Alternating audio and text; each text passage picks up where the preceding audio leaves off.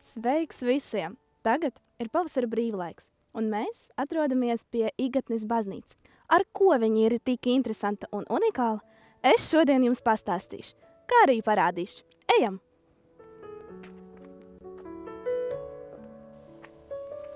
Tieši tāpēc, ka tagad ir lieldienas, es nolēmu aizbraukt uz Igatni, kur atrodas 75 km attālumā no Rīgas, un apmeklēt Jāņa Kristītāja un Marijas Magdalēnas baznīcu. Šo baznīcu uzcēla nesen pilsētnieki par saviem līdzekļiem. Es gribu par to visu pastāstīt savai draudzenei. Sveiks, Kaķa! Čau!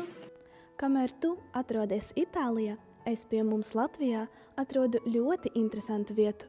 Tagad es tev visu izstāstīšu.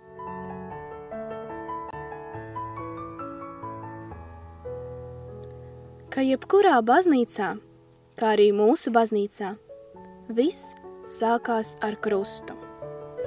Iztēlojies, ka ir tāda vieta, kurā gan katoļi, luterāņi, pareizticīgie, baptisti var sanākt kopā un lūgt Dievu, neraugoties uz viņu ticības atšķirībām.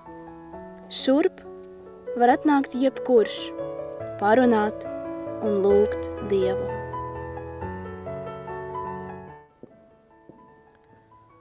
Šie krusti, kuri atrodas baznīcas stūros, aizsargā baznīcu no sliktas enerģijas. Šī baznīca ir ļoti gaiša. Šeit vienmēr iespīd saules stari un deg sveces. Runā, ka tās rēģē, ja cilvēkiem ir grūti ap sirdi, tad viņas sāk skaļi traukšķiet un ir saredzama drūmu strūklaciņa. Pēc tam sveces atkal deg patīkamā gaismā. Tieši šī vieta, kur es tagad stāvu, ir saistīta ar vienu ļoti interesantu notikumu. Šīs stāsts skan kā leģenda, tomēr tā bija dzīves patiesība. Dienā, kad izvēlējos vietu šīs baznīcas celšanai, bija pelēki, drūma un lietaina.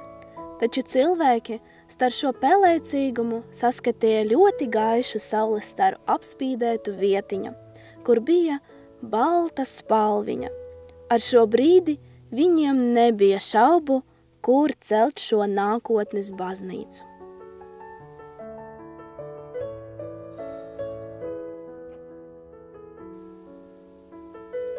Šajā baznīcā uz sienām ir izvietotas svētbildes un svētie raksti, kuri norāda uz Jēzus Kristus pēdējiem dzīves dienām.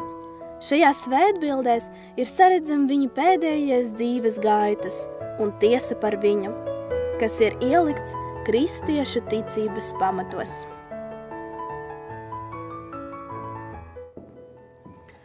Nu ko, cerams, es tev visu esmu izstāstījusi un tev iepatikās, bet man ir jau laiks doties Rīgā.